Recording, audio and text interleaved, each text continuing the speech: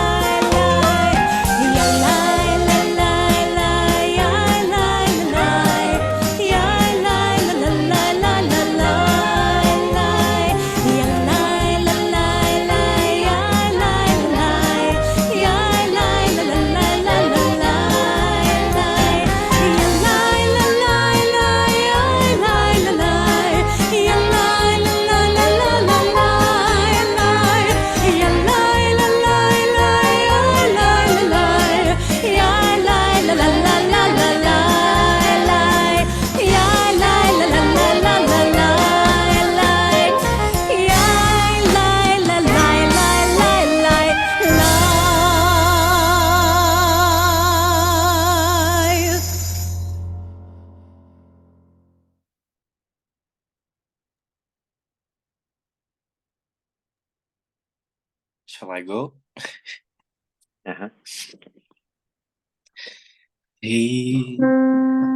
הנה מה טוב ומנעים שבת עמים גם יחד. הנה מה טוב ומנעים שבת עמים גם יחד. הנה מה טוב שבת עמים גם יחד. הנה מה טוב שבת עמים גם יחד. הנה מה טוב ומנעים שבת עמים גם יחד. הנה מה טוב ומנעים שבת עמים גם יחד. הנה מה טוב שבת עמים גם יחד. הנה מה טוב שבת עמים גם יחד. הנה מה טוב ומנעים שבת עמים גם יחד. הנה מה טוב ומנעים שבת עמים גם יחד. הנה מה טוב, הנה מה טוב. לי לי לי לי לי לי לי לי לי לי. הנה מה טוב, הנה מה טוב. Lai lai lai lai lai lai lai lai lai lai. הנה מה טוב ומה נעים, שבת עמים גם יחד. הנה מה טוב ומה נעים, שבת עמים גם יחד. הנה מה טוב, הנה מה טוב. לי לי לי לי לי לי לי לי לי לי. הנה מה טוב, הנה מה טוב. לי לי לי לי לי לי לי לי לי לי. הנה מה טוב ומה נעים, שבת עמים גם יחד. הנה מה טוב ומה נעים, שבת עמים גם יחד. הנה מה טוב, הנה מה טוב. לי לי לי לי לי לי לי לי לי לי. הנה מה טוב, הנה מה טוב. לי לי לי לי לי לי לי לי לי לי. לי לי לי לי לי לי לי לי לי לי. Thank you, Luigi.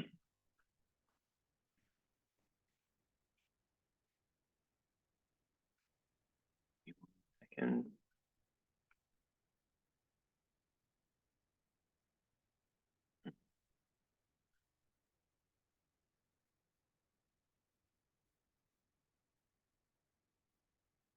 Welcome to our Purim 2024 gathering, which is traditionally a festival of unadulterated fun, one in which we let our hair down, if we have any, and let go of the difficulties of our everyday lives and enjoy ourselves as we throw ourselves into the story of Esther and dress up for this fairy tale during which we wonder who is 100% right and who is 100% wrong.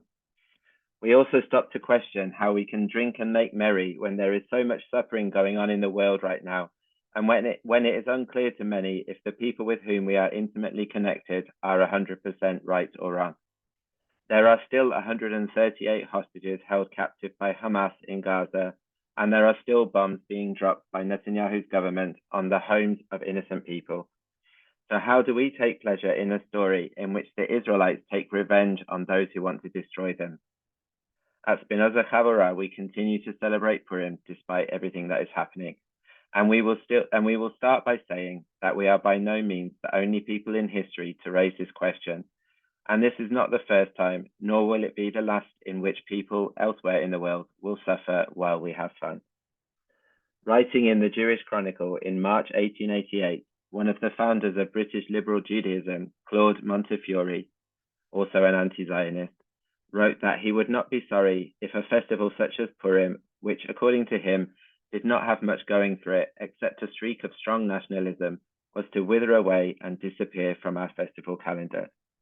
He stated that even if it were divinely decreed that some must ingloriously perish, that others may live and become a blessing to the world, no cry of triumph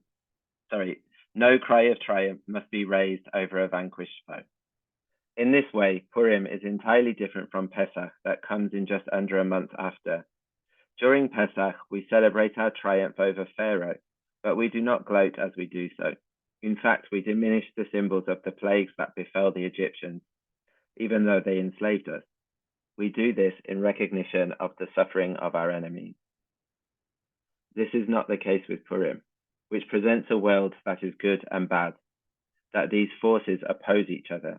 Perhaps this is the influence of the dualism of the Persian religion Zoroastrianism. Incidentally, there were two Babylonian deities called Ishtar and Marduk. Could they be Esther and Mordechai? I digress. At Purim, we do not have to feel pity for the genocidal forces that conspire to destroy us. And yet Purim is also entirely unrealistic, being the fairy tale that it is. And unlike many fairy tales, evil does often triumph over good. Bad things happen to good people, and good things happen to bad people. Sometimes the means do not justify the ends, but the end is sometimes preferable to the status quo.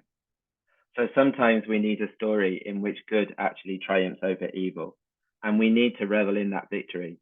If we always concentrate on the complexities of morality, we may become removed from it and aloof. So just for today, let us enter into the make-believe world of fairy tales, where right is clearly recognized and the victory of light over darkness is instantaneous and overwhelmingly obvious. And when Purim is over, let us come back down to earth and continue to strive for what is right, despite all the complications of the real world. And let us patiently help to bring about a vision of a better world that only we can realize. Kulanu na'avot l'taken et ha'olam hazeh. Let us work together to repair the world. Thank you.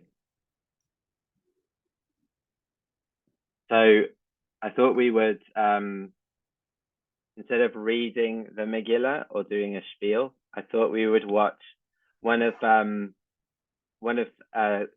sorry, somebody's just entered the waiting room and I had to let them in. Okay. So I thought we would watch one of our most famous Talmud scholars of 2023, 2024, Miriam Anzovin. If anybody's familiar with her, she's amazing. And I compiled a video of her Megillah, Reels Megillah playlist. And so before we start, could somebody please read the blessing before reading the scroll of Esther?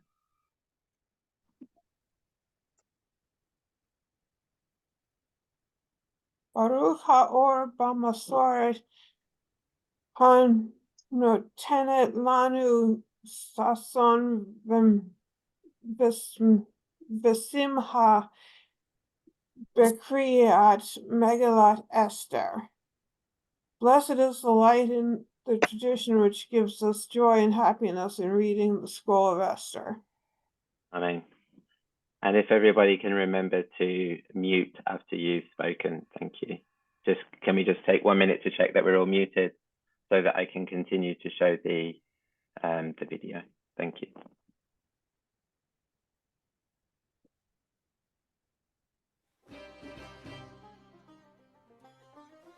Welcome to the Reels Megillah, Episode 1. Our story begins in ancient Persia in the year 400 and something BCE. The Jewish people are there in exile after Jerusalem is destroyed, but that's prequel stuff. King Ahasuerus throws just a slightly extra 6-month party for himself in the capital city of Shushan. The guest list, everybody. The vino, overflowing. The vibe, expensive but tacky. The venue, Mar-a-Lago. If Donald Trump and late-stage Robert Baratheon were somehow merged together by Willem Dafoe's character in Poor Things, you would get Ahasuerus. So at this party, shit-faced Ahasuerus demands his beautiful Queen Vashti catwalk for him and his bros just wearing her crown, thereby proving to his drinking buddies that he really was a high-value man and not at all trying to compensate for anything. But Vashti was like, no thanks, be so fucking for real right now, miss me with that objectification, I'm not doing it. Ahasuerus was livid. He asks his buddies for advice, and they're like, get rid of this mouthy bitch, get a hot new trad wife, and write an official statement that the women of this empire better submit to their husbands too, or else. And we should do this with alacrity or things might go sideways and someone could invent feminism. Stay tuned for episode 2.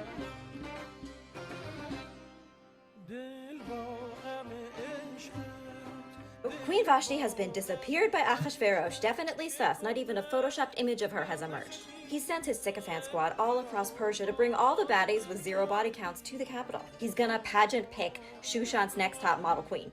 One of these is a Jewish girl named Hadassah, a beautiful orphan with main character energy, thereby perfectly qualifying her to be either a Disney princess or a queen of Persia. She definitely did not volunteer as tribute to go to Shushan, but she has no choice. So her cousin Mordecai is the leader of the Jews in exile, and to try and keep her safe, he warns Hadassah not to tell anybody that she's Jewish. So she uses the name Esther. In the palace, Esther is put under the artistic direction of Higai, the law roach of antiquity. Higai digs Esther's vibe and wants her to win the Hunger Games, so he helps her and gives her an endless Sephora budget. You may not think that's important, but it actually is. It comes in clutch because all the girls have to undergo 12 months of beauty treatments before they meet the king. Meanwhile, Mordecai made it a habit to hang out outside of the palace to try to check in periodically on Hadassah/Esther, which is understandable because yes, all these girls have pretty privilege and they live in the palace, but the thing was that each woman in turn is brought to the king at night for a test run. Out of all of the women, Esther is the most charming and the most beautiful and probably also the funniest, and so she becomes the king's favorite. So he goes ahead and crowns her as queen in Vashti's place. Through it all, she never tells anybody that she's Jewish. She remains silent and silenced. Stay tuned for episode 3.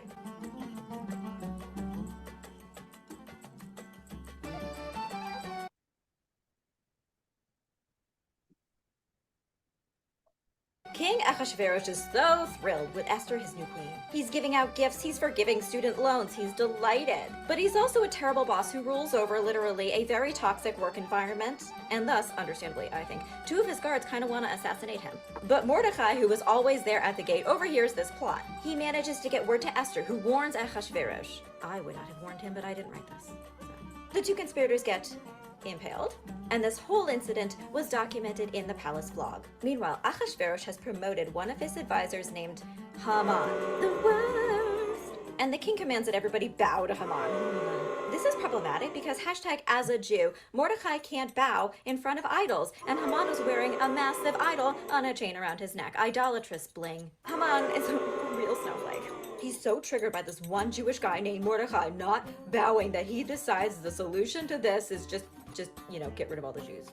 Haman casts lots to figure out what's the best day for that and lands on the 13th of the month of Adar. Haman says to the king, "Your Majesty, I was today years old when I learned that there is a group of people in your kingdom who keep their own laws. They clearly aren't obeying your laws because they simply won't simp for me. Let's do a purge day and kill all of them. I'll pay for it, my treat." Achashverosh is like, "Say less," and hands over his signet ring. Oh shit. Stay tuned for episode 4.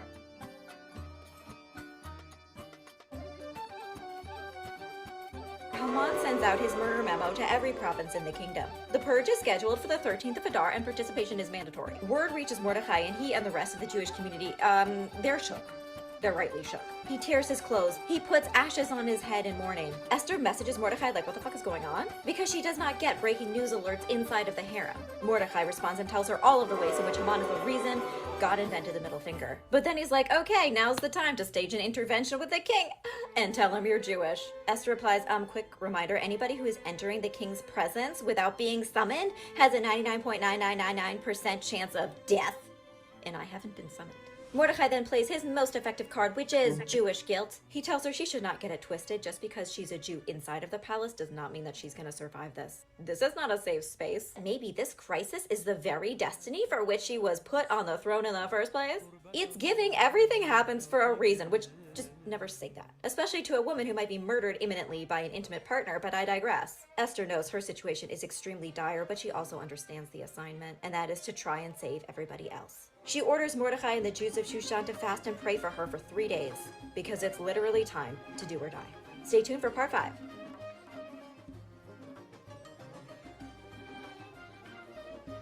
Queen Esther gets dressed in her baddest bitch outfit, draws on a very sharp wing liner for confidence, and reminds herself that fear is the mind killer. She goes to King Achashverosh's throne room, and luckily he's in a good mood.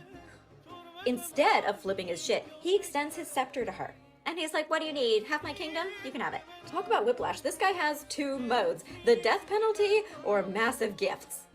Esther, very wisely, says she's just there to invite him and Haman to a special dinner party she's making for them. Achashverosh is like, oh my god, I love parties. Which does, she knows that. At dinner, he's so enchanted that he asks her again to tell him what she wants, what she really, really wants. Esther gives her humble request that they come back tomorrow night for round 2. It's a 2-night party. Haman is gloating like not me being a VIP when he walks outside and sees Mordecai. And as usual, Mordecai is just scrolling through his phone and pretending not to see him. Haman goes home for a good bitch sesh with his wife, Zeresh, who is indeed a bitch, and all of his friends. What to do? Mordecai is just ruining Haman's villain era. Zeresh and his friends are like, that's an easy fix. Just go to the king and ask him if it's okay to impale Mordecai. Problem solved. Haman loves this idea for himself and sets up a stake in his own backyard. Stay tuned for part 6.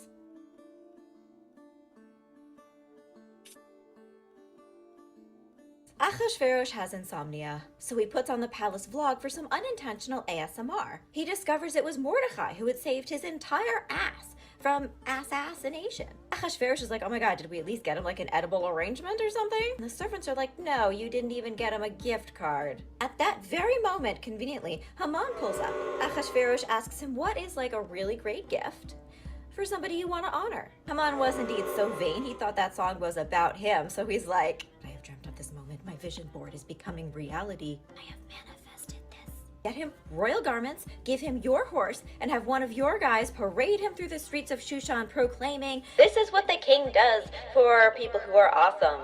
The king is like, I live, laugh, love this. Quick, do everything you recommended. Just do it for Mordecai the Jew.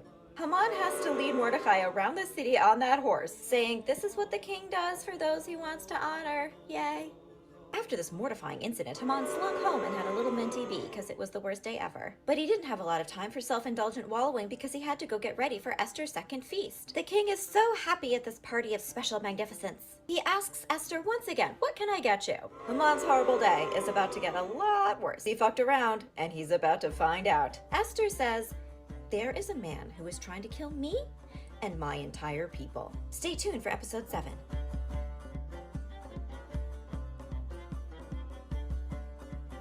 King Ahasuerus, with the self-awareness of dental floss, tells Esther to name and shame who would dare try to kill her and her people. Esther pivots dramatically to Haman and says, "Shalom, enemy." Haman spits out his drink. He has made the latest in a long line of unforced errors. He didn't know that Jews could also be hot queens. No one told him. Like the witch king of Angmar at the Battle of the Pelennor Fields, Haman suddenly realizes that a woman is gonna bring him down. Well, that hits different. The king is struggling to wrap his mind around the idea that his evil advisor is in fact evil, so he goes outside for some fresh air. Haman runs over to Esther and invades her personal space to beg her for his life. The king walks back in and sees this. He says, "Oh no, you fucking don't. There's only one person who gets to essay the queen, and it's me, you perv." In addition to his other crimes, Haman seems to have been a terrible tipper, because a servant helpfully points out the large stake Haman had built in his own backyard to kill Mordecai, the man who had saved the king's life. Fast and furious Shushan drift, the king takes back his signet ring and orders Haman to be impaled on that stake instead. Gruesome, sure, but I'm not mad at it. Esther knows that when you play the Game of Thrones, you either win or you die. She must still embody the role of a perfect, dutiful, subservient wife in order to get Ahasuerus to take action. She begs the king to override Haman's order, because the purge day was still on the calendar. Stay tuned for part 8.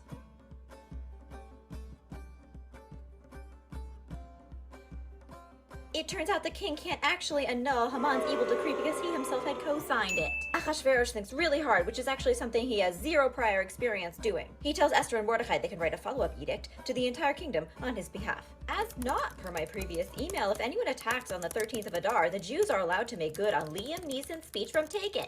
But worse, have you heard of the space laser? Some people decide they do not want that smoke. They're like, "Oh my god, I would never hurt the Jews. Some of my best friends are Jewish. Let me just quickly delete these posts on 4chan real quick." But plenty of Haman stands went ahead with his OG final solution shit. There were bloody and brutal battles all across the kingdom, all filmed in slow-mo by Zack Snyder. The 10 grown-ass complicit sons of Haman were also impaled, including Haman Jr. and Eric. The Jews had flipped the script against all odds, turning defeat into survival. And the day after they celebrated, but not for 6 months. That would have been uncouth. Speaking of uncouth, Ahasuerus needs somebody to hold his hand or else he will short circuit, so he promotes Mordecai to be official king babysitter. A step up from his previous job description of unidentified man who lurks at gates. Mordecai and Esther establish Purim, a holiday for charity, for gifts, and for retelling the story in 90-second increments. Chag Purim Sameach, everybody!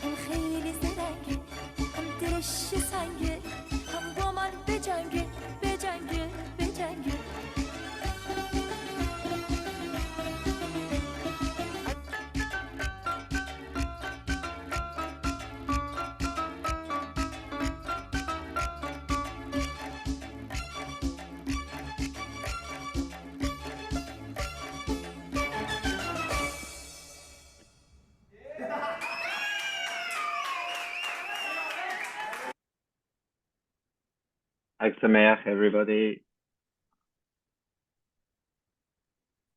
That was amazing. Thank you.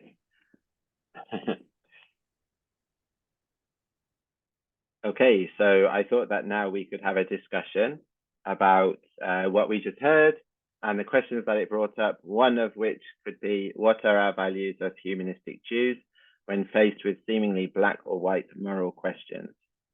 And obviously we can expand on that. So I will stop sharing now. And yeah, just checking some messages in the chat. Haman is Sinwar, very appropriate. Purim Sameach, Ovadia, okay. Ovadia said, Shalom everyone, Hag Purim Sameach. Yeah, okay. Right, so just feel free to go ahead and discuss.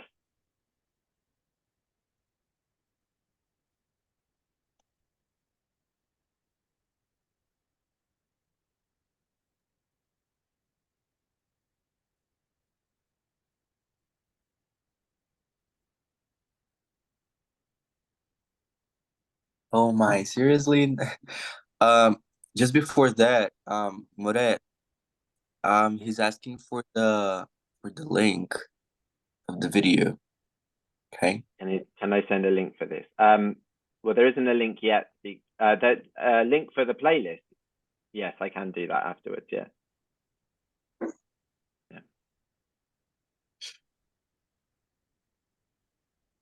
I know it's a little bit off topic, but I love the fact that Purim is a humanistic holiday. Right. The Megillah doesn't say nothing about God. We have Esther just like the main character, and she's just like working and depending on her, and the people of Israel, they're depending on a woman as well.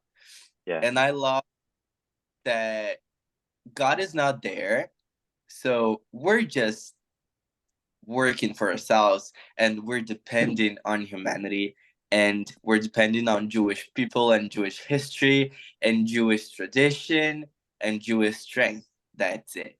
I know it's a little bit off topic, but I love Purim because of this. I don't think it's off topic. I think it's very on topic. Thank you. Brown cow.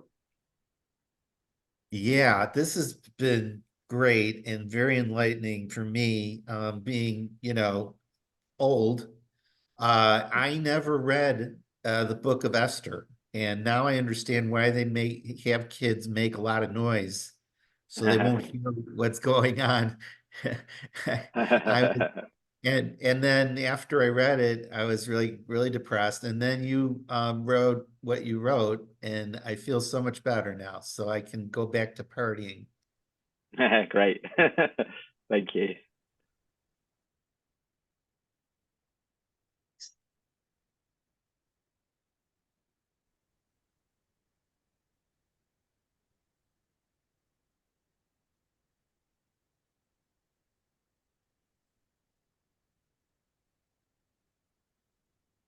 Maybe, even if you're not answering the question, you can just say it whatever you want. Okay, that's not a problem. Just like, yes, exactly. what you're thinking of Purim, if you never celebrated, if it's your first time, if it's your first time with us in a humanistic Havurah, just tell your experience. It's not a problem. Okay. Thank you. Yes. I'm just wondering why it isn't a bigger deal. Most of the people that I know that are culturally Jewish, I mean, it's something, they do when their kids are in Hebrew school for a couple of years, and then it's pretty much gone. So, it just seems like it would be great if it was a bigger deal. Yeah, you're right. Yeah, I'm not sure why that's the case, because it's very easy to celebrate it if you're not religious. So, I think it depends on your perspective. Purim is actually one of my favorite holidays because of all the struggles I deal with in my life with freedom and justice. So I think it depends on your perspective and where you are in your life. And you know, as an African American woman who is Jewish and has traveled all over the world and served in the military, I'm constantly confronted with the issues of identity and fighting for justice. And so Purim has always been my favorite. I always feel a little bit kind of like I think I identify more with Vashti, but you know, it's always been my favorite holiday, and not for the reasons that most people think. So, yeah, thank you. Yeah. São Paulo, the adults that doesn't have any children, they celebrate just as the Jewish families with little kids, and we even have adult parties here with a lot of caipirinhas and a lot of vodka and a lot of good stuff. So I don't know. Here in São Paulo, I think it's one of the most celebrated holidays, aside Pesach and Yom Kippur. Yeah, I kind of identify with Esther being in the closet as a Jew because, like, for the first few years of my life, I didn't know that I was technically a Jew myself. And then when I did find out, I became aware that, unlike with many people, my Jewishness wasn't as visible to other people as some. So lately I've been trying to sort of come out of the closet a little bit more, but it's been a challenge because there are Jewish beliefs I don't quite jive with. So yeah, I just thought I'd share that. Yeah, thank you for sharing. Yeah, so that's in a way addressing the question of identifying our morals in a sense, when you said that there are some beliefs that you don't jive with, so you identified some of those Jewish beliefs that don't fit with your moral compass, right? Right, like this very patriarchal God. Yeah, exactly. Which of course here we don't believe in.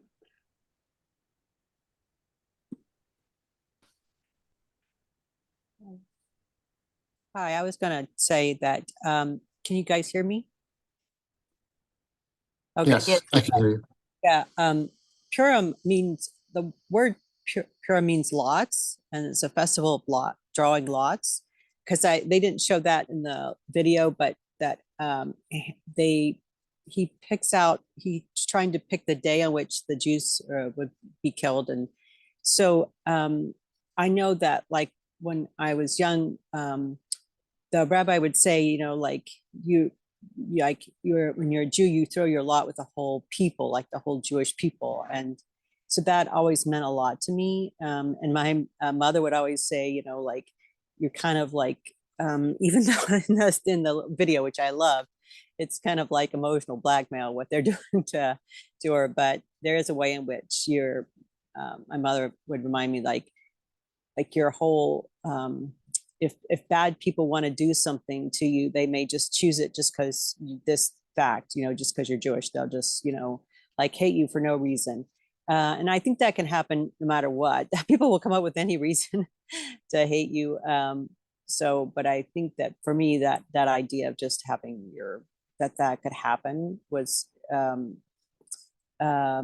a useful warning and what not to do to other people. So that part I could understand, but I do like the idea of throwing your lot with the whole people in times of need. And also, I also like it because God's not brought up. And I also think it's helpful to have that idea that you can just be Jewish any way you want to. You just don't have to buy into all the whole story. And there are parts of it that I just don't, I totally agree that I really don't like the patriarchal part either. Not only a patriarchal God, but just the whole structure of many things and services. Even this story is wildly patriarchal. I was glad she made sarcastic fun of that. So it's helpful. I really was grateful for the humanistic, just discovering this, thanks to somebody's suggestion, that there was like other ways. You didn't have to just buy into all that stuff. I found it funny with 2,500 years of distance, that when I was growing up, you know, you had the carnival, and one of the games would be Hang Haman. Now to find out that we should have impaled Haman on a spike, I don't know how that would have gone down in my neighborhood. Yeah, exactly. But in some ways, Haman is, in the fairy tale, he's just like the evil character, right? But I think with Haman, it's obvious that he's just evil. I think that with Esther, it's kind of obvious that she's just good. Vashti is demonized in Talmud, because she's supposed to be the daughter of the son of Nebuchadnezzar, the Babylonian king. And apparently she's supposed to have killed Jewish women, but stripped them naked. So that's why she's asked to parade naked, just wearing her crown in the story. But that's not in the Megillah, that's in the Targum, which is the Aramaic translation of the Bible, of the Tanakh. So I think that in the Hebrew Bible, I don't see anything that tells me that Vashti is in any way evil.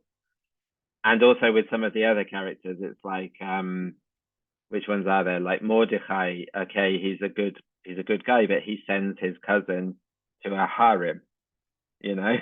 Like kind of says, oh, but your destiny is to save the Jewish people, right? You know, who wants to be in a harem, basically? More, we have something. Yeah. George said, to me, this story is given short shrift is because it is a woman-centered story. Also, it is a non-religious story, and God-centered people are hung up about that. Leslie, having your Jewish-centered life is well understood by me. I live in the center of Texas. Some born again think we have horns and need children now this way. And Skipper Nearson said, understand that too often. These questions are deceptive, and binaries like that usually only serve those in power. And Janet said, Vashti is role model for some Jewish feminists because she wouldn't parade around. Exactly. Yeah. Yeah. And Ophelia wants to answer the question. Go Yeah, ahead, so yeah. honestly, for me, our values as humanistic Jews are very important to me in the sense that not all Jews have the opportunity to be involved in a community and be accepted. And a lot of us try to sometimes, I think, struggle with our identity versus the outside world. And on one part, like we can say that we're part of humanity, but on another, we can say that we have our unique selves and our unique culture and traditions and our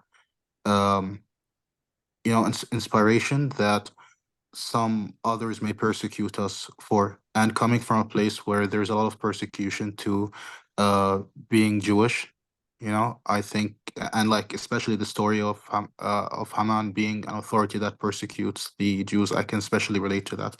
And humanistic Judaism basically gives me this, I can say this gray area where I can be comfortable to being who I am, and also relate with an international community that can understand me and the position that I'm in. So I do think that there is much to be learned and bond over with this event. Yeah, thank you for having me. Yeah, thank you very much for coming. Yeah, can you remind us where you are again?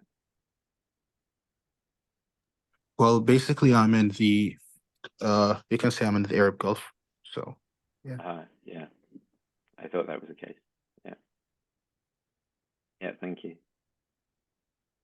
I just really think as I morphed into an adult, um that this story became more a story about identities. It's not a children's story, as most of the stories in the Bible or the Torah are not. Um and in spite of, I think when I first came into Judaism, back in the early 70s or so, I thought this was the Jewish Halloween. And I would look forward to it because we could all get dressed up and go hit a piñata, in the community I was in. And so I just thought it was the Jewish Halloween. And that's pretty much all I thought about it. All the girls dressed up like Esther. Nobody pretty much talked about Vashti or anybody else in the story. And everybody booed Haman, and everybody wanted, that was it. I never ever identified with Esther. I couldn't get it. I was like, what? Huh? No, that's the easy. I always thought that was the easy. It was like, okay, she's out there out front, they're telling her story. It's got to be more to this story, and I'm always the person that identifies with the underdog. I think it was much harder to be Vashti. I think it was, not easy, in a man's world where the rules were made by the men and reinforced by the men. I don't know that she had choices about the things she did or upheld or got put up on her as the story got told. And so I just feel like it was much harder for her. And in the end, even though she was the queen, they called for her to be just like any other woman. And she had no power. They called for her to be just like any other woman. And then she had to stand up and say, I will be, that voice. I will not. No, I'll give up this crown. I will not, And I think that takes some strength. That takes some, in a time when women understood they could be killed for that. She got banished. At least that's our understanding of the story. She disappears. We don't know what happened to her, and I just think that takes strength. And how many of us women in today's time have been banished or have disappeared from our own identities for something we believed in, for something we strongly believed in. We just had to shift gears and go a whole different direction. I just think that's amazing. And I've always identified with her. I think it's a story of identities. Who will you be? Will you be Haman? Will you be Ashvaris? Who will you be when you wake up every day? Yeah. That's why I'm here today. What's that? Oh, what did you say? That's why I am here today. Right, yeah.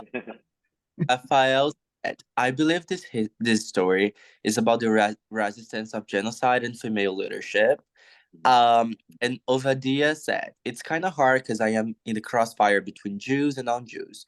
So it's hard to define myself. But when I reach out to either community, but humanistic Judaism helped me a lot in finding the right balance for me. Oh, that's good. It's really, I'm glad to know. Yeah. I think for many of us, the kind of questions of conflict and the whether to choose to be Jewish or not are a little bit removed from everyday hatred. I think that in some places it's much more obvious. It's much more difficult to be Jewish, and probably certainly for Avadia. I think that a lot of us live in environments where it's a lot easier to be Jewish, and we just have to kind of recognize that.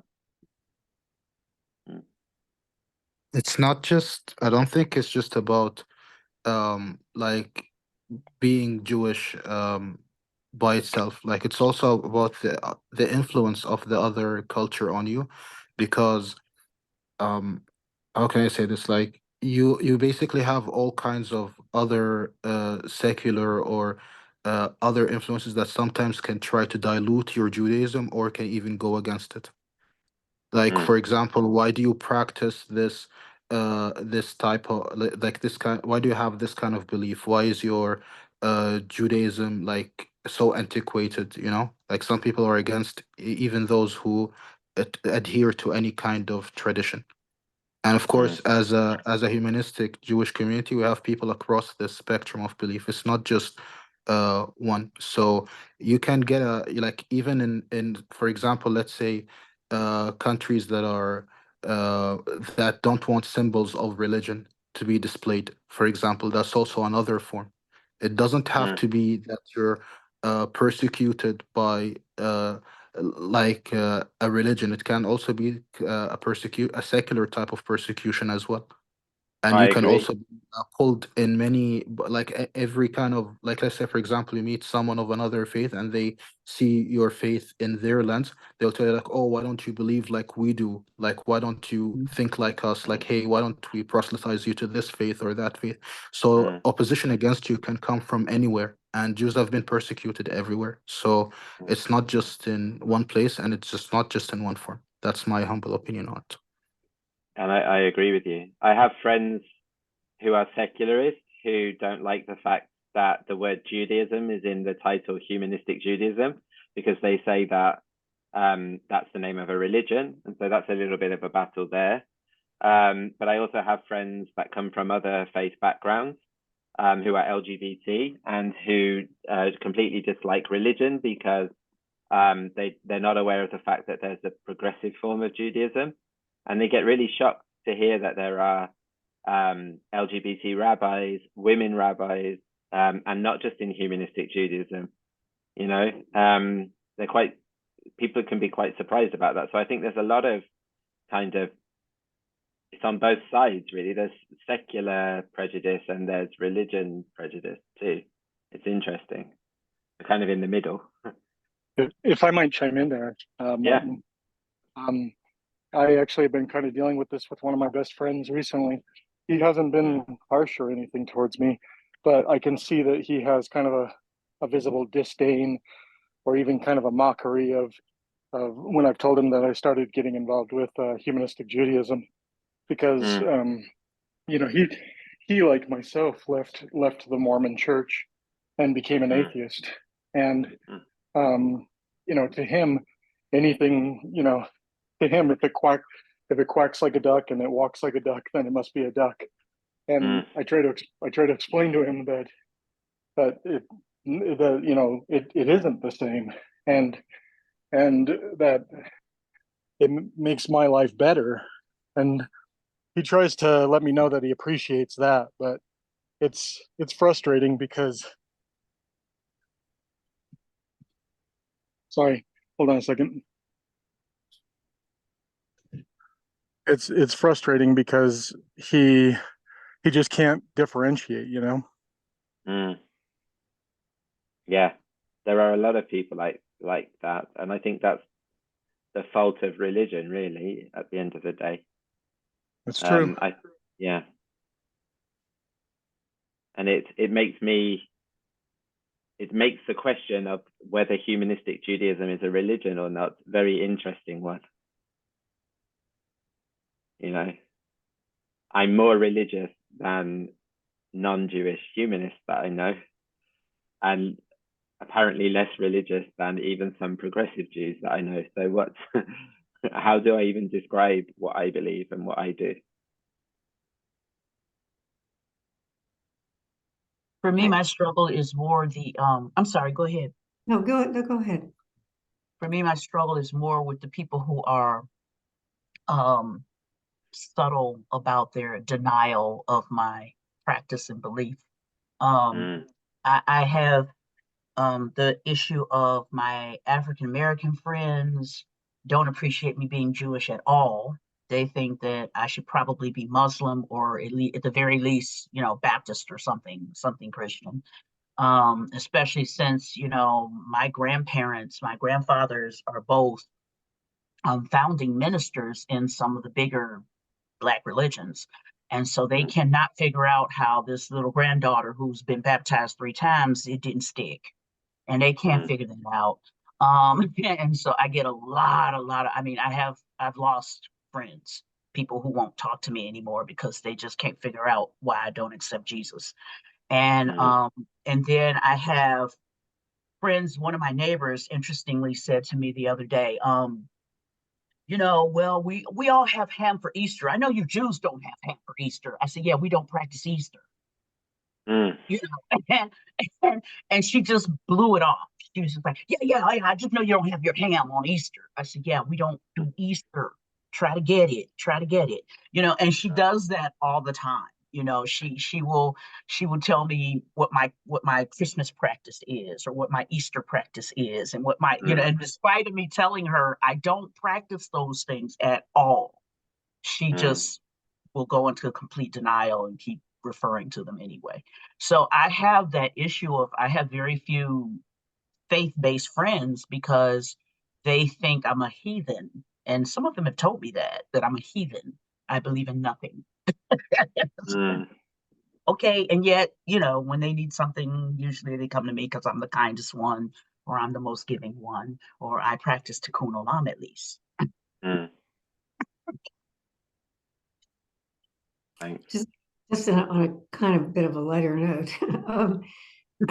coming from basically secular Jews, raised with some Jewish background. My parents wanted me to know what Jews do and all that, but they were secular, and I was secular for a long time, but I felt a need for something, not God, but something to put some package to put my spirituality into. And this is the perfect package for me, I didn't even have to choose, because being culturally Jewish anyway, that was the place to go. And now that there's a place that I want to go to within Judaism, it's just it just works, Yeah, indeed. Yeah.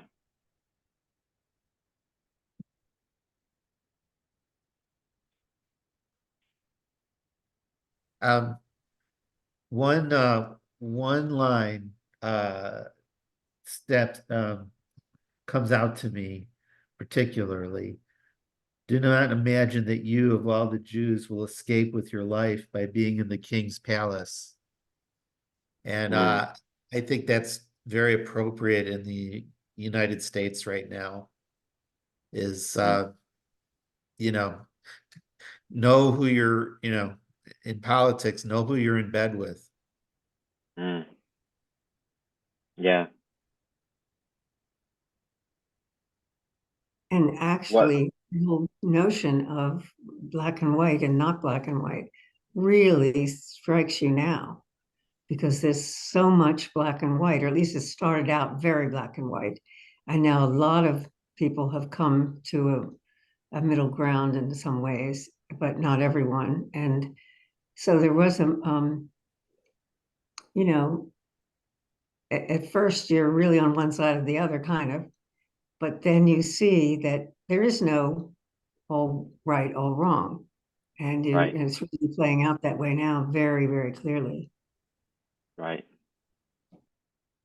Yeah. I know a few people that didn't want to do Purim this year because of what's going on in Israel and Palestine. And I think the idea that we shouldn't continue to celebrate things because things are going on is kind of a bit of a strange thing, because there's always something going on. And right now it's going on between people who are Jews and non-Jews. But not only, that's the thing. And then people like to position it as the Jews and what the Jews are doing. And it's not exactly what the Jews are doing. It's what the state of Israel is doing. It's not even Israel doing, And it's like the Palestinians are not a homogenous people either. So it's all kind of like a complicated, and it's very easy to say the Jews versus the Arabs or the Jews versus the Palestinians, and it's not really not like that. It's a very complicated time. And Go I ahead. think this is is there someone else? No, Vashti has had her hand up, but it's up to I'll go you after two. Vashti. It's fine. Okay. Hey, thank you. It's Her Majesty, by the way, okay? Oh yeah, sorry. As Jewish people, like, we're taught by the sages and the rabbis and by our family that we have some specific times of joy, and it's meant to be happy. So it's Purim, Shabbat. So we have to be festive, to be happy, and to have joy, and to celebrate, because that's what we do as Jewish people. Even in the middle of grief and in the middle of pain, we have weekly and monthly, I don't know, we have a specific time to be happy. And we have a specific time to be sad as well, just like Yom Kippur. We have to do teshuvah, and we have to, be sad. Anyway, I don't know if that's something that makes me mad, because people think that just because we're Jewish, we have to be aware of everything that's happening in Eretz Israel right now, and we don't have to. No. I am not Israeli. I am a Jewish Brazilian guy, and I will be happy in Purim, because that's what our culture take us to do. And Exactly. I can be aware of what's happening right there, but even Israeli people should be happy in Purim, because that's a culture. We have these specific theology on Judaism of joyness and happiness. Anyways, and that's what I was thinking about Purim, because we will be happy. And on Shabbat, for example, even if we lose someone, or if someone's have, I don't know, an illness, we will celebrate, because Shabbat is meant for joy, and it's a time it's a specific period of the week that we're going to, be happy and try to be happy, even if the circumstances tell us to not be happy. Yeah, I agree. I completely agree as well. Based on and just following up on what Queen Vashti said, persecution, right? I think it happens even if it doesn't even have to be a religion. It can also be by your ethnicity, as exactly as Vashti said, because people think, oh, you're Jewish, so you have to align somewhere, you know, and all kinds of conspiracies can come against you, and these are like pervasive in so many cultures. Like they can assume something about you just because of what they see on the news or what they heard from their friends and all of that kind of stuff. Um, so it's not gonna end with religion. I don't think religion is what defines it. I just think being Jewish, for however you want to be Jewish, like you're still gonna be part of this people and nation no matter what, and people are gonna see you like that, regardless of who sees you as Jewish or not. That's point number one. As for point number two, I also definitely agree to this emotions thing. If I can say it in a bit of a spiritual way, um, and you can even take the secular, like you can interpret it in a secular way as well. But if we can imagine that your mind becomes a vessel for Torah and your body becomes a vessel for like the commandments and the mitzvot, like you dedicate yourself to that, and the soul also sanctifies, like you sacrifice yourself for what you believe in.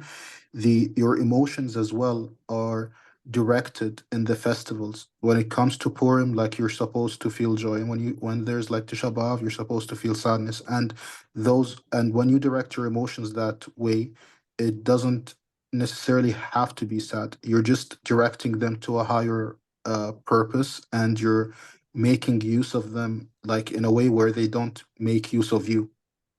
So you just put your emotions and you focus them towards a particular end, and you can derive meaning from that. Instead of me being just sad about myself, I will be like sad about all Am Israel. And the same thing without my happiness, like my joy is not mine alone, like my joy is the joy of the community and the people around me.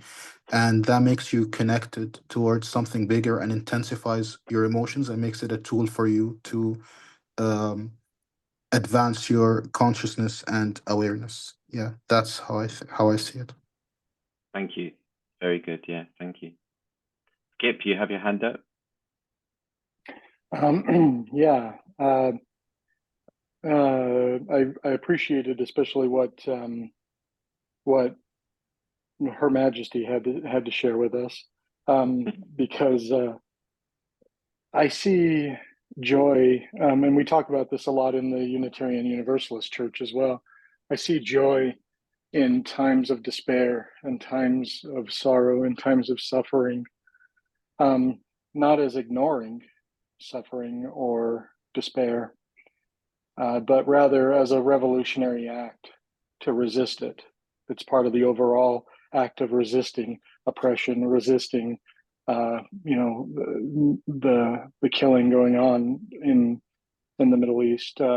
Whatever brings pain to your heart, if you can find joy, in yourself, with your family, with your friends, with communities like this, then it's a revolutionary act.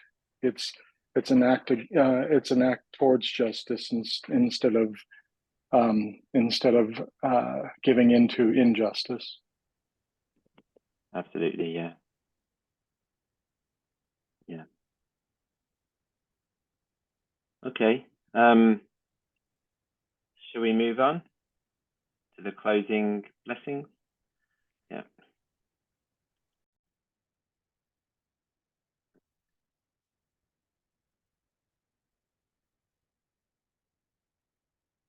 We now turn our minds and hearts towards those who need our love, who are ill, who are lonely, who suffer pain, or who have been wronged.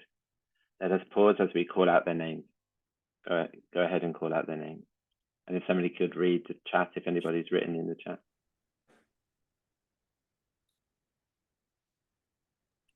Harold, Benjamin, Janet, and Martha. Hugh, Deborah, Meg, Stephen, and Phyllis. In the comments, Kraus.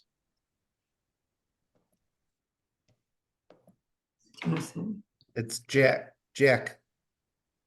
Krause. Let's see. Michael, Nancy and Betty.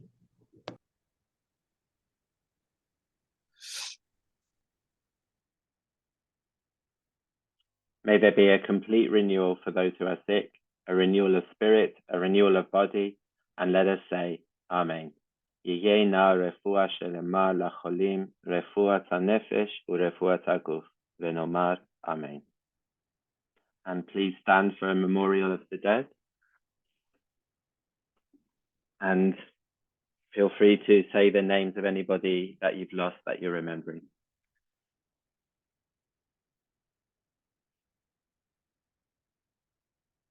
Consuelo, Dale Robbins, Philip and Faye.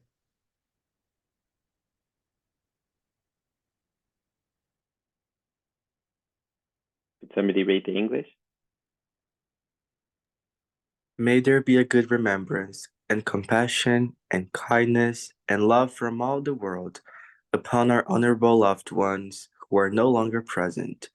Let us make a place in our hearts to remember their good names, and let us honor them with good deeds. May their memory be a blessing. Amen.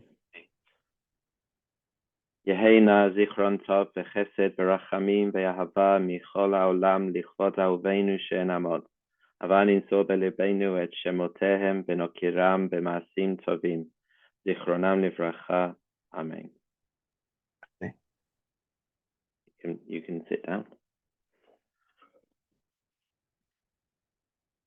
Chag Sameach, everybody. Thank you for joining. Purim Sameach. Open your microphone. Thank you very much. Chag Sameach. Yeah. Thank you. Is there